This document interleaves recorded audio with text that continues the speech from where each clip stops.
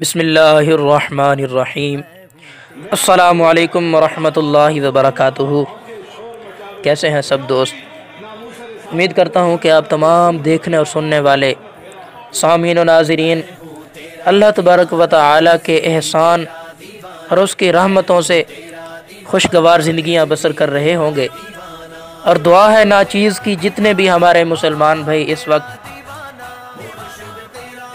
اللہ تبارک و تعالی کی رحمت سے محروم ہے، حضور علیہ الصلاۃ والسلام کے وسیلہ جلیلہ سے دعا ہے کہ اللہ تبارک و تعالی سب کے لیے آسانیاں پیدا فرمائے اور تمام کے دل کی نیک حاجات کو پورا فرمائے۔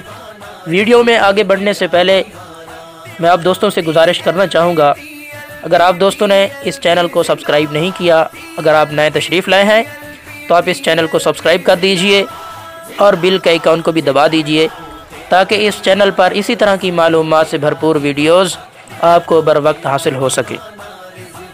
دوستان عزیز، ایک اور بھی میں آپ سے عرض کرنا چاہوں گا کہ آج کا جو ایپیسوڈ نمبر 3 ہے، یہ ان دوستوں کو ہی سمجھ آئے گا اور ان کو اس کی مکمل فہم حاصل ہو سکے گی جنہوں نے پچھلے 2 ایپیسوڈ 1 اور 2 نمبر سنے ہوئے ہوں گے۔ اگر آپ دوستوں میں سے کسی نے 1 اور 2 نمبر ایپیسوڈ نہیں سنے تو جائیے اس چینل کے اوپر، چینل کے نام جہاں پہ لکھا ہوا ہے وہاں پہ آپ پریس کیجئے، وہاں پہ ویڈیوز کے اوپر دبا کے ویڈیوز کے اوپر پریس کر کے آپ کو 1-2 نمبر ایپیسوڈ نظر آ جائیں گے۔ ابھی نیا ہی سلسلہ شروع ہے تو آپ دوست اس کو سن لیجئے تاکہ آپ کو اس ایپیسوڈ کی بھی مکمل فہم حاصل ہو سکے۔ تو سامعین محترم، شروع کرتے ہیں آج کا ایپیسوڈ۔ میں ہوں محمد ساجد فرید اور آپ حضرات دیکھ رہے ہیں رضوی اسٹوڈیو پلس۔ علامہ خادم حسین رضوی صاحب فرماتے ہیں کہ والد کا انتقال 2008 میں ہوا۔ میں کشمیر میں تقریر کر کے واپس لاہور آ رہا تھا۔ راستے میں والد صاحب کا فون آیا کہ بیٹا میری طبیعت ٹھیک نہیں ہے۔ تو میں نے اپنے ڈرائیور کو کہا کہ بھئی گاؤں لے کے چلو مجھے۔ فجر کے بعد گاؤں پہنچا۔ والد صاحب مجھے حافظ کہہ کر پکارا کرتے تھے۔ گھر کا دروازہ کھٹکھٹایا تو میری بھتیجی کو والد صاحب نے کہا کہ بیٹا حافظ آیا ہے، جا کے دروازہ کھولو۔ وہ اس وقت میرے والد محترم بیمار نہیں تھے، لیکن ان کی طبیعت عجیب ہو رہی تھی۔ مجھے یوں محسوس ہوا جیسے ان کا آخری وقت آ گیا ہے۔ مجھ سے بڑی محبت سے اٹھ کر ملے۔ میں نے گھر والوں سے کہا کہ مجھے پیاز اور دال والی روٹی پکا کر کھلاؤ۔ والد صاحب نے میری بھابھی کو کہا کہ سارا سامان میں تمہیں تیار کر کے دیتا ہوں، پھر تم روٹی پکا دینا۔ اس دوران میری آنکھ لگ گئی، دھوپ آ گئی تو والد صاحب نے آگے کپڑا ڈال دیا۔ روٹی پکنے پر مجھے جگایا گیا۔ ظہر تک مجھ سے گفتگو کرتے رہے۔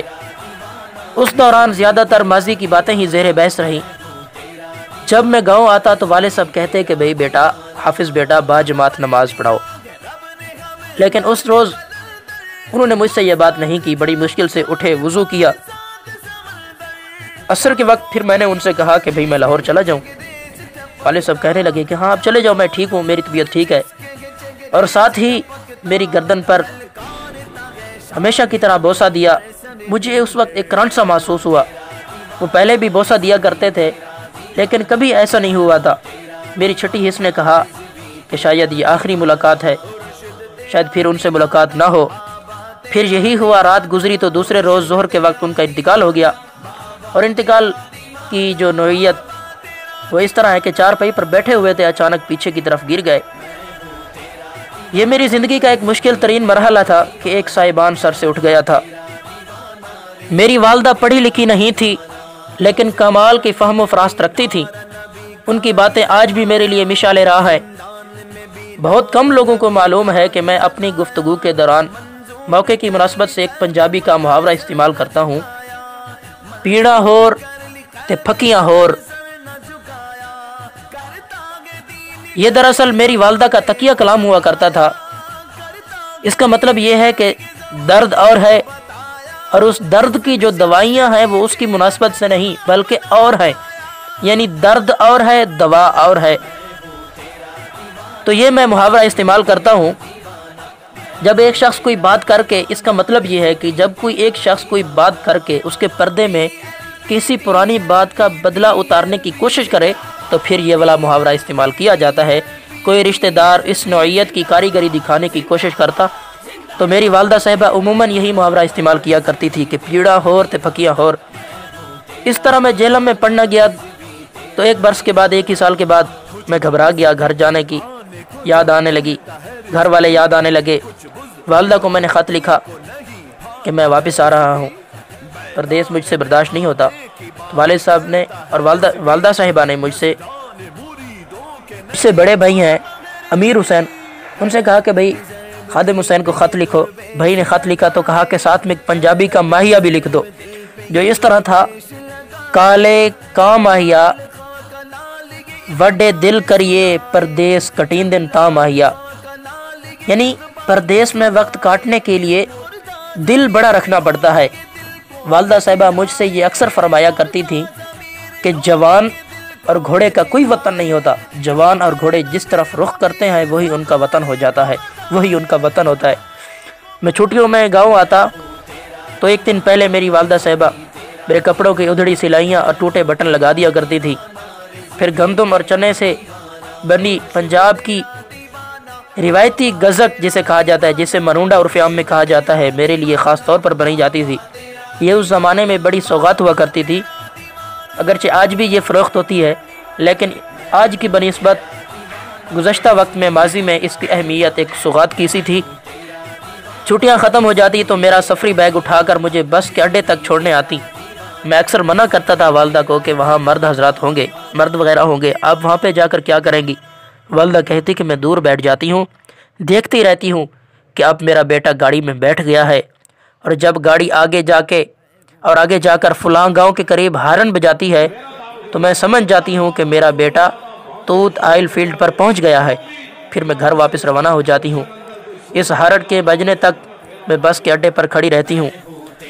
والد کے انتقال کے تقریباً 2 برس بعد وہ بھی خالق حقیقی سے جا ملی، لیکن ان کی یادیں میرے لیے اندھیرے میں چمکتے جگنوں کی طرح ہیں۔